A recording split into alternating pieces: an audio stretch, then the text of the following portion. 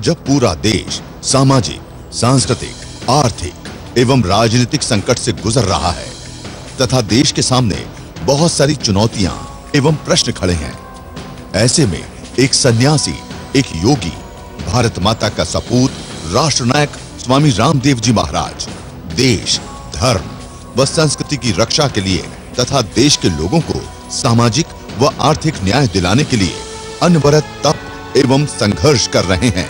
माना कि हम 15 अगस्त 1947 को अंग्रेजों की राजनीतिक गुलामी से मुक्त हो गए हैं, लेकिन अभी संपूर्ण आजादी का सपना अधूरा है। इसी सपने को पूरा करने के लिए युग दृष्टा स्वामी रामदेव जी महाराज ने मतदाता जागरण अभियान के तहत आज नोएडा में देशवासियों को वोट की ताकत का प्रयोग करके लोकतंत्र को मजबूत करने का आह्वान किया। देश के प्रहरी जब आतंकवादियों को मौत के मुंह में सुला देते तब इनको रोना आता है। 1 लाख से ज्यादा आतंकवादी 1 लाख से ज्यादा निर्दोष हिंदुस्तानियों की हत्या कर देते हैं, तब इनको गुस्सा नहीं आता, तब इनको रोना नहीं आता। जब मुंबई में हमला होता है, दिल्ली में हमला होता है, कानपुर में हमला होता है, काशी में हमला होता है, पूरे हिंदुस्तान में, कश्मीर से लेकर के कन्याकुमारी में तक पूरे हिंदुस्तान में जब लोग निर्दोष मर जाते हैं, तब इनको गुस्सा नहीं आता, तब इनको रोना नहीं आता। हमने बचपन से लेकर के आज तक प्रयत्न पूर्वक चींटी को भी नहीं मारा। हमसे इनको देश के लिए सबसे बड़ा खतरा दिखता है। हां, इनको योग गुरु, देशद्रोही और अफजल गुरु उनको देशभक्त नजर आता है। ये पूरे देश में जो रावण लीला कर रहे हैं और अहंकार इनका इतना बढ़ गया है साहब, मैंने कहा चुनाव आयोग से लेकर के देश की हर संवैधानिक संस्था को चुनौती दे देते हैं। जब भाई विनोद राय जी ने, जो कैग के महालेखा निरीक्षक है, जब उन्होंने घोटालों की बात सामने ला दी तो उसको भी कह दिया हद में रहो।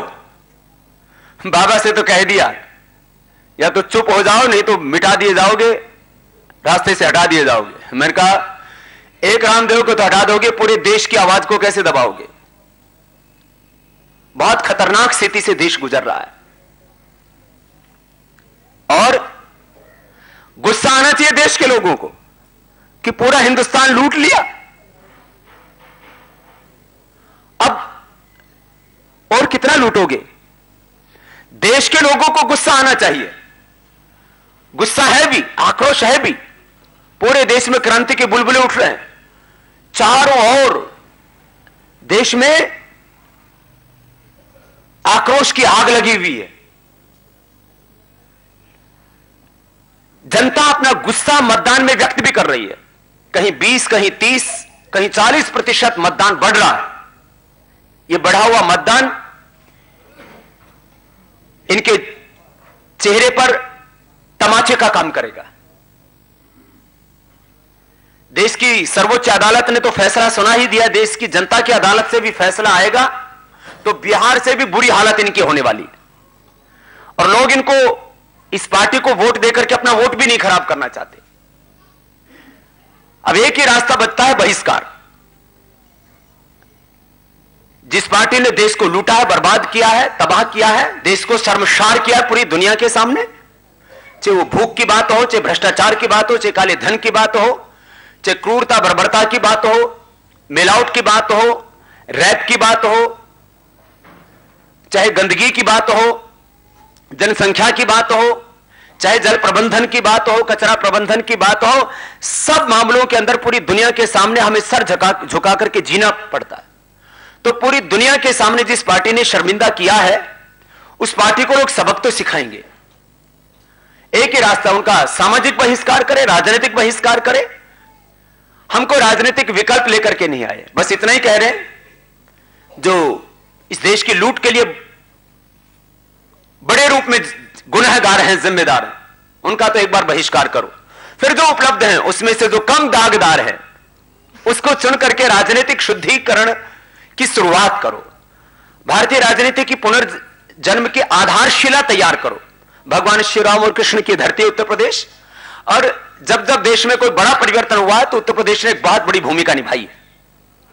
अभी भी उत्तर प्रदेश एक बहुत बड़ी भूमिका निभाएगा और इन बेईमानों को रसातल में पहुंचाएगा, क्योंकि इस देश में रहने योग्य उनका चरित्र नहीं है। इस देश के लोग कम पढ़े लिखे अनपढ़ हो सकते हैं, कमजोर हो सकते हैं, लेकिन बेवकूफ नहीं है। और बस इतनी सी बात कह करके कि आज इनका अहंकार चकनाचूर होने वाला है, क्योंकि अब अंतिम दौर में चल रहा है उत्तर प्रदेश का चुनाव और गोवा में भी मुंह की खाने वाले हैं।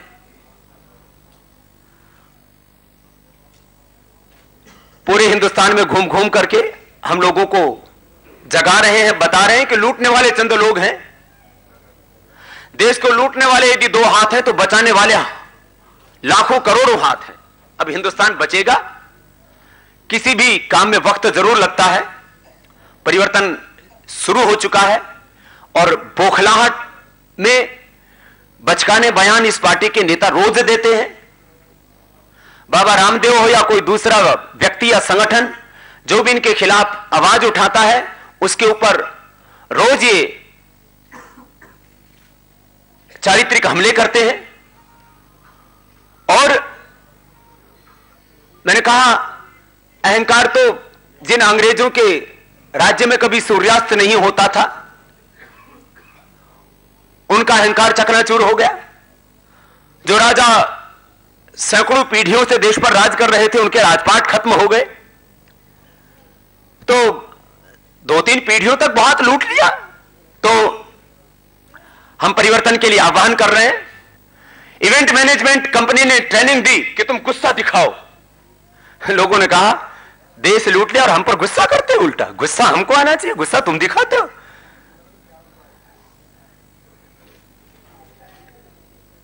लोगों ने बहिष्कार कर दिया है। हमने कहा जरा सोचिए, 400 लाख करोड़ रुपए आएगा तो एक जिले को 50,000 करोड़, एक गांव को 100 करोड़, एक परिवार को 25 लाख रुपए कम से कम मिलेंगे। जरा सोचिए, क्या उस पार्टी को आप वोट करेंगे?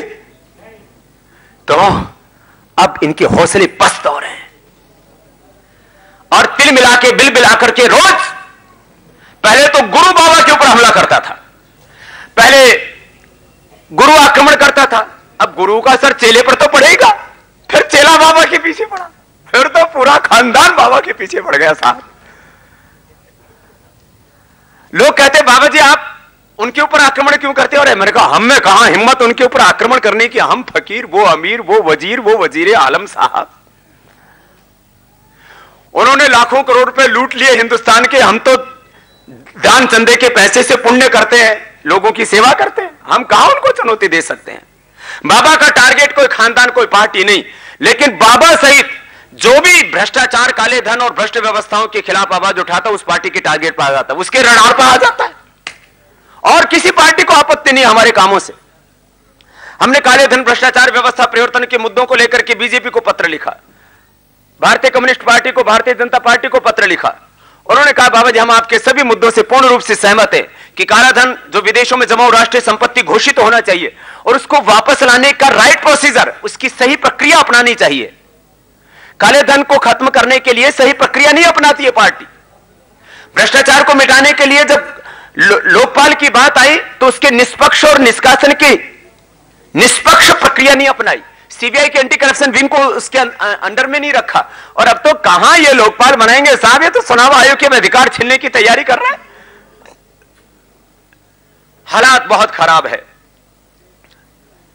अब मैं बस इतनी सी बात कहूंगा, बोफोर्स घोटाले से लेकर के 2G घोटाले तक जिनका मुंह काला है, जिस पार्टी ने पूरा हिंदुस्तान लूट लिया, पूरा देश लूट लिया, उसको उत्तर प्रदेश से लूटने ना दे।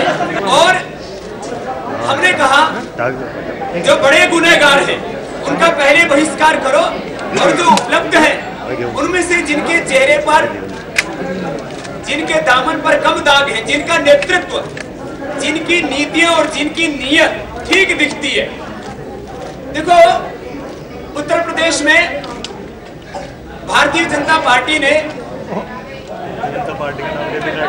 अपना चेहरा दिया, सपा ने अपनी नीतियां बताई और अपने नेतृत्व के रूप में जवान लड़के को, जो बहुत ही होनहार है, अखिलेश यादव को सामने रखा। बहन मायावती जी, उनका चेहरा तो उस पार्टी में जो है साफ साफ दिख ही रहा। इस पार्टी के पास में उत्तर प्रदेश में अपना चेहरा दिखाने के लिए कोई व्यक्ति भी नहीं है। फिर इसका चरित्र तो पूरे देश के सामने है ही, और इसकी गलत नीतियों, गलत नीयत के कारण से पूरा देश नर्क बन गया है। उत्तराखंड में इनके पास कोई चेहरा नहीं था, यहां इनके पास कोई चेहरा नहीं। तो जिनका कोई चेहरा नहीं, कोई चरित्र नहीं, जिनका कोई नेतृत्व नहीं, कोई पार्टी ऐसी नहीं है जिसके दामन पर दाग ना लगे हों। इसीलिए सारी राजनीतिक जमात से पूरा देश प्रश्न पूछ रहा है।